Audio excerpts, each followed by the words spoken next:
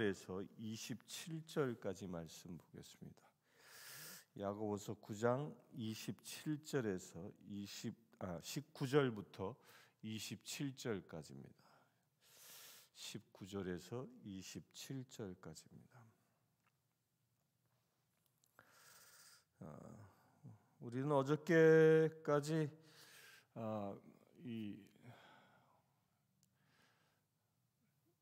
우리 인생의 탄생의 비밀을 신앙의 성숙과 비교해서 말씀을 들었습니다.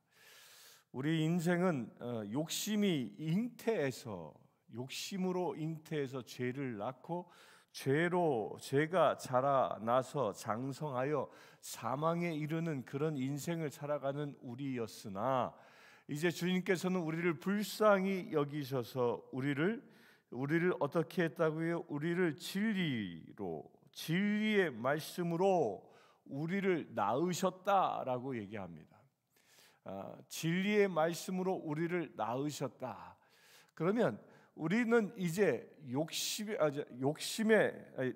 욕심으로 잉태되어 죄를 낳는 삶을 사는 자가 아니라 이제 우리의 태생이 바뀐 것이죠. 거듭난 것입니다.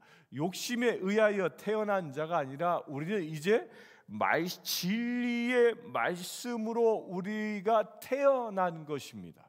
그 진리로 우리가 잉태되어졌고 이제 말씀으로 살아가는 존재가 되어진 것이죠. 그렇게 말씀으로 살아가는 존재가 얻는 마지막은 사망이 아니라 면류관이라 생명의 면류관이라는 겁니다. 그렇게 신앙은 진리로 잉태되어 말씀으로 살아나 성장하여 면류관 생명의 나라에까지 이르는 그 삶의 여정이 신앙생활인데, 지금 저와 여러분들이 살아가고 있는 그 단계가 어디입니까? 그 단계는 지금 장성해 나가는 단계에 있는 것입니다. 이렇게 우리가 말씀으로 장성해 나가는데 꼭 필요한 것이 뭐냐? 그것이 양식인 것이죠.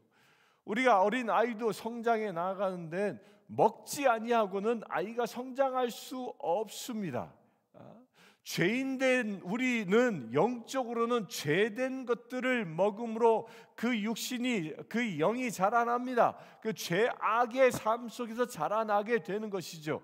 그러나 거듭난 우리는 이제 죄악된 것들을 다 내버렸기 때문에 무엇을 영의 양식으로 삼아야 됩니까? 하나님의 그 생명의 양식인 말씀을 영의 양식으로 삼아야 한다는 것입니다. 그 영의 양식을 취하는 자가 그의 믿음의 분량이, 그 영적인 성장이 장성해지는 것입니다. 그 건강한 사람일수록 이 음식을 아주 맛있게 먹습니다. 때가 딱 되면 정확하게 배꼽 시계가 알람을 울려대지요. 그리고 식탁에 앉으면 맛있게 먹습니다. 그런데 병든 사람일수록요, 입맛이 사라지기 시작하고 병든 것이 중해질수록 먹지 못합니다.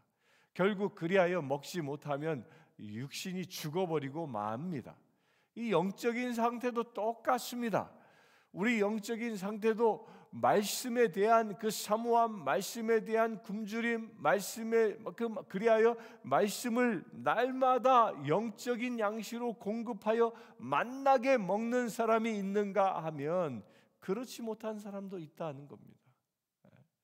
말씀을 만나게 날마다 취하는 사람들, 지금 이 시간 새벽을 깨우며 말씀을 듣고 있는 여러분들, 그런 사람들은 그 영이 건강한 사람이에요. 그래서 말씀이 공급되어지는 것에 대한 그 사모함이 넘쳐나고 그것을 통하여 내 영이 성숙해지는 것이죠. 그런데 영이 말씀에 대한 사모함이 없고 말씀에 대한 굶주림이 없고 그 식욕이 당기지 않아 말씀을 먹지 못하는 사람들도 있습니다. 그래요. 말씀은, 성경 말씀을 이렇게 딱 접어놓고 책꽂이에 한 장식품으로 성경이 전락해 있는 사람이 있습니다.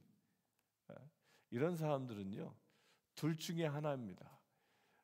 그 영혼이 완전히 병들어서 죽어 있거나 아니면 그 영이 다른 것으로 채워져 있는 것입니다. 다른 것 무엇이죠?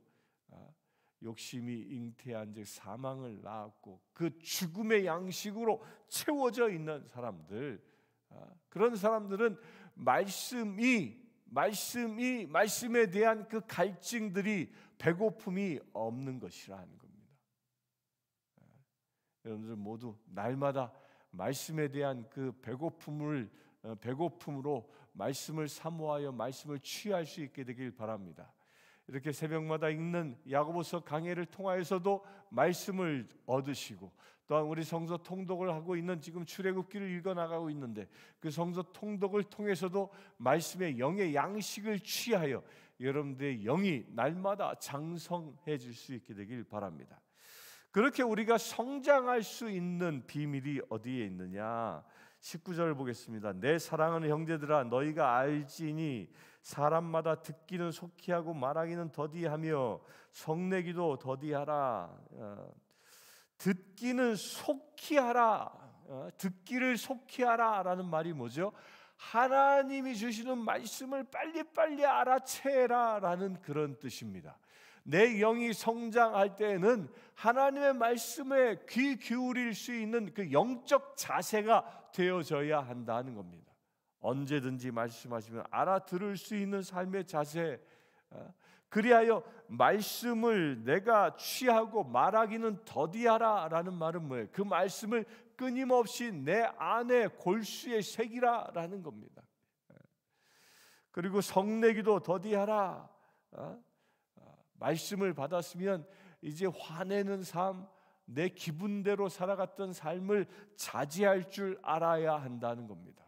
그리하여 무엇에 의하여 사는 사람이 돼요? 말씀에 의하여 사는 자, 감정에 따라 사는 자가 아니라 말씀에 따라 사는 자로 삶이 바뀌어져야 한다는 거예요. 그렇게 바뀌어질 수 있는 비밀이 어디 있다고요? 하나님의 말씀을 속히 들을 수 있는 그 열린 귀를 가질 수 있어야 한다는 겁니다. 사람이 20절을 보면 사람이 성내는 것이 하나님의 의를 이루지 못함이라. 화를 내면요, 하나님의 의 가운데 머무를 수 없습니다. 왜 그러냐면요, 화가 치밀러 올라오면 그 화난 사람들의 특징이 뭐예요? 주변의 말이 전혀 들리지 않는다는 거예요. 오직 내 안에 끓어오르는 그 불타오르는 그 상한 감정에서 들려오는 그 부르짖음만 들릴 뿐이지, 싸우는 사람들 보십시오. 막 싸우는, 막 화가 머리끝까지서 치고받는 사람들, 싸우면 누군가 말리려 하죠. 그럼 그 말리는 사람까지 막 그냥 후려치면서 싸움에 몰두합니다. 이게 듣지 않는 겁니다. 화가 나게 되어지면 우리가 조심해야 할 것이 이것입니다. 내가 영적으로 성장해 나가는데 사단은 끊임없이 우리로 하여금 감정을 찔러서 우리로 하여금 그 감정이 성내는 감정으로 그리하여 싸나운 사자처럼 만들어 버리려고 한다는 거예요. 그래서 우리 교회 안에서 주의해야 할 것이요, 어떤 경우에든지 화내는 일들은 스스로 자제해야 하는 것입니다. 누군가에게 화를 낸다라는 것은 그 화내는 배경이 무엇입니까? 그 화내는 배경은 엄밀히 얘기해 보면요, 내가 상대에게 원하는 만큼 그가 나에게 해주지 못했을 때, 그것이 오히려 역으로 왔을 때 화가 나는 겁니다. 내가 그에게 선행을 베풀었는데 무감각하면 서운함이 오지만, 내가 선행을 베풀었음에도 불구하고 그것이 악으로 돌아오면 화가 나는 거예요. 왜? 내가 기대한 것이 아니었기 때문에 그 정반대의 것이 오니까 화가 나는 겁니다. 그러나 하나님의 사람은 내가 준 것에 대한 기대치를 갖지 않습니다. 다시 받고자 하는 기대치가 없는 것입니다. 주면 준 것으로 끝나는 거예요. 그가 어떤 반응을 하든 관계하지 않는 것입니다. 그가 그것을 감사함으로 받든 그냥 무덤덤하게 받든 아니면 역으로 나에게 해가 되는 일로 나에게 안갚음을 하든 그것에 관계없이 주는 삶, 이것이 그리스도인이라는 겁니다. 근데 사단은 그럴 때 우리의 영적인 상태가 성숙해져 가는 것인데, 사단은 우리가 성숙해져 가는 것을 방해하기 위하여 우리의 감정이라는 것을 찌르게 되는 것이요. 상대의 반응에 따라 내가 불만을 품게 하고, 그것이 더 커지면 화를 내게 하여 관계를 완전히 깨버리려고 하는 것, 이것이 사단의 전략이라는 것입니다. 우리 사람은 사회적인 동물이라고 사회학자들 이야기하죠. 영적으로도 마찬가지입니다. 우리 영적으로도 나 하나 그냥 산속에 들어가 수행을 하면, 그러면 내 하나 구원받은 자로 내 영이 성숙해질 것이지 질 텐데 라는 생각을 할 수 있습니다. 세상이 힘들고 어려울 때. 그러나 우리의 영은요, 사람과의 관계 속에서 훈련되어지고, 그 내가 받은 말씀이 사람과의 관계에서 시험되어지고 사람과의 관계에서 훈련되어져 그것이 더 장성해지는 것입니다. 이건 마치 아이가 성장함과 같아요. 어린 아이는 처음에 태어나서는 꼼짝없이 누워서 그냥 어미가 주는 젖을 받아 먹지만, 그가 조금씩 커지면서 그 몸에 힘이 붙으면서 뒤집습니다. 또 일어서려고 애를 씁니다. 그렇게 애를 쓸 때 그 근육이 튼튼해져서 일어설 수 있는 다리에 힘이 생기고, 그렇게 일어서다 보면 다리에 힘이 더 붙게 되어지고 균형 감각을 찾으면 한 발짝 걷기 시작하는 것과 마찬가지인 것입니다. 내 영은 그냥 가만히 둔다고 말씀으로만 충만하여 말씀으로 충만하여 늘 귀를 말씀에만 기울이고 있다고 해서 내 영이 성장하는 것이 아닌 겁니다. 내 영은 내가 받은 말씀을 나의 이웃과의 관계에서 행하며, 이웃과의 관계에서 말씀을 선포하며, 곧 하나님께서 사랑하라 말씀하셨으면 그 사랑을 베풀며 살아감으로 인하여 내 영이 성장하는 것입니다. 더 강성해진다는 것입니다.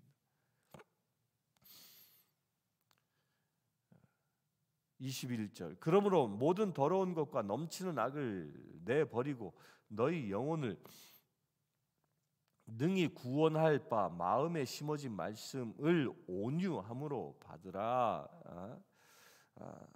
악을 버리고 더러운 것과 넘치는 악을 버려버리라. 그리고 내 영혼을 능히 구원할 바 마음에 심어진 말씀을 온유함으로 받으라. 말씀이 어디에 심어진다고요? 말씀이 내 마음에 심어진다라는 겁니다. 여러분들의 마음에 그동안은 욕심이라는, 감정이라는 것들이 심어져 있었다면, 여러분들 그 마음 가운데 그 모든 것들을 뿌리째 뽑아버리시고 무엇을 심어야 돼? 말씀을 심어야 한다라는 거예요. 이것은 마치 옥토를 가꾸는 것과 같습니다. 이 돌짝밭 같은 밭덩어리에 돌들을 다 캐내고 그것이 고운 흙으로 만들었을 때 거기에 씨앗이 심겨지면 그 씨앗은 30배, 60배, 100배의 결실을 얻는 것과 마찬가지인 것.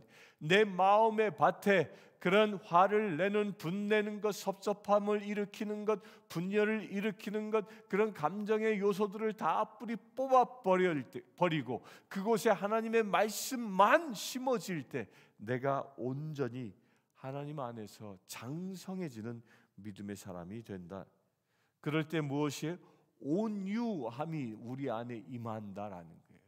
내 안에 있었던 불평, 불만, 그 혼란스러운 파도치는 감정의 기복들은 사라져버리게 되고, 내 감정의 업앤다운들은 사라지게 되고, 무엇만 가득해요?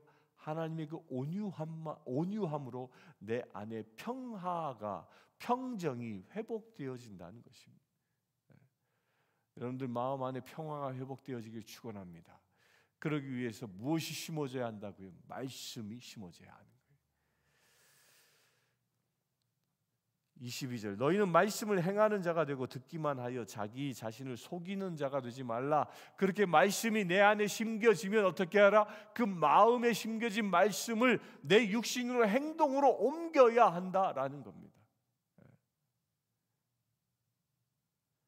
내 마음에 있는 것들을 행동으로 옮기지 아니하고는 얻을 수 있는 것이 아무것도 없기 때문입니다.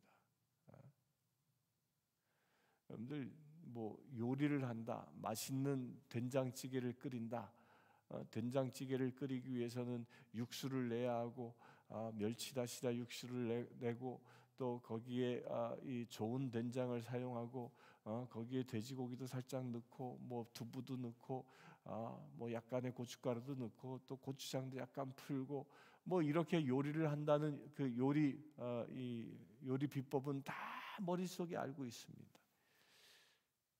그런데 머릿속에 알고 있다고 해서 된장찌개를 내가 먹을 수 있는 것이 아닌 거죠.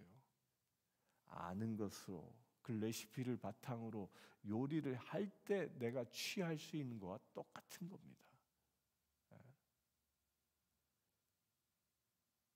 세상에 나가 돈을 버는 방법을 잘 압니다. 일을 하고 열심히 하면 돈이 생긴다는 걸 압니다. 그걸 안다고 돈이 생기는 것이 아니죠. 어떻게 해야?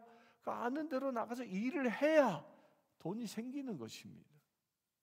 말씀도 똑같은다. 누구든지 말씀을 듣고 행하지 아니하면 자신을 속이는 자가 된다는 거예요. 행하지 아니하면 내 믿음이 장성해지지 않고 자기 혼자만 나는 말씀을 많이 하니까 믿음이 좋은 사람이야라는 그런 착각에 빠진다라는 겁니다. 말씀은 누구와의 이웃과의 관계에서 행하게 되어지고 그리하여 이웃과의 관계 형성을 통하여 훈련되어지고 그렇게 훈련을 통해서 우리가 더 믿음이 장성해지는 겁니다. 믿음이 좋은 사람 그렇게 서로 만나면 그 믿음의 큰 시너지가 생겨서 더 빠르게 성장하게 되어지고요. 믿음이 연약한 사람을 만나면 그 믿음을 서로 격려하면서 더 깊은 훈련을, 더 강도 높은 훈련을 통하여 더 믿음이 단단해지게 되고요. 또한 믿음을 나를 시험하고 나를 박해하는 자를 만나면 내 믿음이 더 믿지 않는 사람을 통하여 더 강하게 훈련되어지는 그런 관계가 형성되어진다. 이렇게 행함으로 내 믿음이 장성해질 수 있다라는 겁니다. 행하지 않는 것은 뭐라고 얘기합니까? 23절 누구든지 말씀을 듣고 행하지 아니하면 그는 거울로 자신의 생긴 얼굴을 보는 사람과 같아서 제 자신을 보고 가서 그 모습이 어떠했는지를 곧 버리거니와 자유롭게 하는 온전한 율법을 들여다보고 있는 자는 듣고 잊어버리는 자가 아니요 실천하는 자니 이 사람은 그 행하는 일에 복을 받으리라. 말씀을 듣고도 행하지 아니하면 마치 거울을 보고 잊어버리는 자와 같다. 잊어버리는 자와 같다. 거울을 우리 왜 봅니까? 거울을 보는 이유 혹시 내 얼굴에 뭐 잘못된 게 있나 그것을 고치기 위해서 봅니다. 남자보다 여자가 훨씬 더 거울 앞에 서 있는 시간이 많다고 하지요. 자세히 들여다봅니다. 자세히 들여다보지만 들여다보고 나서 그 거울에 비친 내 모습 가운데 어떤 티끌이나 험집들을 내가 온전히 씻어내지 아니하면 말짱 도루묵과 같다라는 겁니다. 말씀이 내 안에 와 있지만 말씀이 내 안에 와서 마치 그 말씀이 거울처럼 나의 영적 상태를 비추어 주고 있는데 그 영적 상태가 비추어진 것에 대하여 올바르게 내 삶을 교정해 내지 아니하면 마치 거울 보고 휙 돌아서 다 잊어버리는 것과 똑같다라는 겁니다. 말씀은 여러분들의 심령을 비치는 거울과 같은 겁니다. 지금 주시는 말씀을 통하여 여러분들 한번 비춰볼 수 있게 되길 바랍니다. 내가 받은 말씀을 내가 얼마만큼 행하며 살았는지, 그 말씀을 나의 이웃과의 관계 속에서 얼마만큼 행동으로 그 말씀을 표현하며 말씀을 실천하며 살았는지 살펴보는 것입니다. 그렇게 살펴보고 내가 그렇지 아니했다면 회개하고 다시 교정할 수 있어야 한다라는 겁니다. 그러나 자유롭게 하는 온전한 율법을 들여다보고 있는 자는 율법을 들여다보고 잊어버리지 아니하고 실천하는 자는, 그런 자는 그 행하는 일에 복을 받는다라고 얘기합니다. 말씀대로 행할 때 여러분들은 하나님의 축복을 받을 줄 믿습니다. 축복은 하나님 나에게 복을 주시옵소서라고 기도함으로 다 받는 것이 아니라는 겁니다. 말씀대로 행하면 하나님께서 내 발에 등불 되어 주셔서 나로 하여금 실족치 않게 하시고 나를 하나님의 복된 나라로 인도하시는 놀라운 은혜가 임하는 것입니다. 그래야 내 믿음이 장성하여 생명의 면류관으로 이룰 수 있도록 하나님이 축복하신다는 겁니다. 26절, 누구든지 스스로 경건하다 생각하며 자기 혀를 재갈 물리지 아니하고 자기 마음을 속이면 이 사람의 경건은 헛것이라. 자기 혀에 재갈을 물린다라는 것은 물리지 아니하면 자기 마음을 속이면 아니하고 자기 마음을 속이면 경건은 헛된 것이라. 그리고 27절에 하나님 아버지 앞에서 정결하고 더러움이 없는 경건은 곧 고아와 과부를 그 환난 중에 돌보고 또 자기를 지켜 세속에 물들지 아니하는 그것이라. 그러니까 경건치 못한 상황과 경건해지는 상황을 26절에는 두 가지로 비교해서 설명하고 있는 거죠. 경건하지 못한 것은 뭐냐? 자기 혀를 재갈 물리지 아니한 사람. 이 말이 뭐냐면요, 내 말, 재갈을 물렸다라는 말은 뭐예요? 재갈을 물리는 것은 짐승들의 입을 이렇게 감싼 것을 얘기하는 겁니다. 그러니까 재갈을 물렸다라는 것은 그 부리고자 하는 짐승의 주인이 그 짐승을 자기 마음대로 부리기 위해서 재갈을 물리는 겁니다. 그래서 소들이 일할 때 보면 이거 물리죠. 물려서 이 먹이에 눈이 돌아가지 아니하고 주인이 시키는 대로 쟁기를 끌 수 있도록 하는 것입니다. 곧 우리의 입에 재갈을 물린다라는 이 말은 그처럼 하나님이 나를 온전히 주관하시도록 나를 맡긴다라는 것입니다. 그래, 내 생각을 말하는 자가 아니라 하나님이 주시는 생각을 선포하는 자 된다는 거예요. 내 입술을 내가 주관하는 게 아니라 하나님이 내 입술을 주관하시도록 하나님께 맡긴다라는 것입니다. 진리가 아니면, 말씀이 아니면 입에 담지 아니하는 삶을 두고 얘기하는 것입니다. 여러분들, 사람들 말을 많이 하는 사람도 있습니다. 태생적으로 입술을 가만히 못 두는 사람들이 있습니다. 어떤 사람 만나 하루 종일 자기 얘기만 합니다. 그런 사람일수록 조심해야 합니다.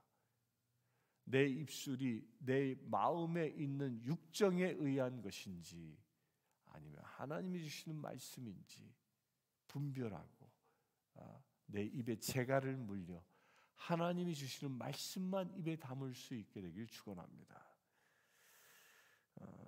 그러나 경건한 삶은 뭐냐? 정결하고 더러움이 없는 경건은 고아와 과부를 그 환난 중에 돌보고 또 자기를 지켜 세속에 물들지 아니하는 그것이라. 경건이 뭐라고요? 고아와 과부, 곧 당시 사회적인 약자들을 돌보는 삶을 사는 것이 경건이라는 거예요.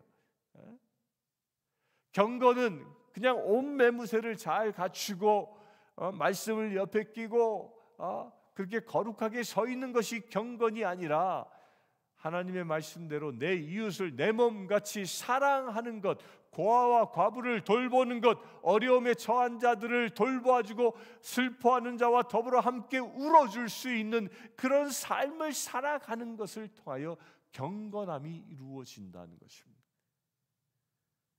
그럴 때 우리는 세속에 물들지 아니하게 되고 하늘에 물드는 자가 되어지는 것입니다. 사랑하는 성도님들, 오늘 이 말씀을 붙잡고 여러분들이 말씀으로 여러분들의 영적인 상태가 장성해질 수 있게 되길 바랍니다. 그 말씀으로 장성해질 수 있는 비밀이 무엇이에요? 첫째로 말씀을 받아야 하고 그것을 마음에 새겨야 하고 마음에 새겨졌으면 그 말씀대로 행하며 살아가야 한다는 거예요. 그렇게 말씀대로 행하며 살아갈 때 우리의 믿음의 분량은 장성해질 수 있고 그럴 때 진정 생명의 면류관을 차지하는 저와 여러분들이 되어질 줄 믿습니다. 함께 기도하겠습니다. 주 아버지 하나님, 오직 주님께만 의지하며 살아가기를 원합니다. 내 입술에 재갈을 물리며 오직 주님이 주시는 말씀만 선포하는 우리 되어지기를 원합니다. 나의 육적인 자아들은 저 십자가에 못 박고 오직 주의 말씀에 의하여만 살아가는 믿음의 제 되어지기를 원합니다. 과부와 고아를 돌보는 삶을 살라 말씀하셨사오니 나의 주변의 약자들을 돌보며 살아갈 수 있는 거룩한 제 되어지기를 원합니다. 우리 주 예수 그리스도의 이름으로 기도드리옵나이다. 아멘.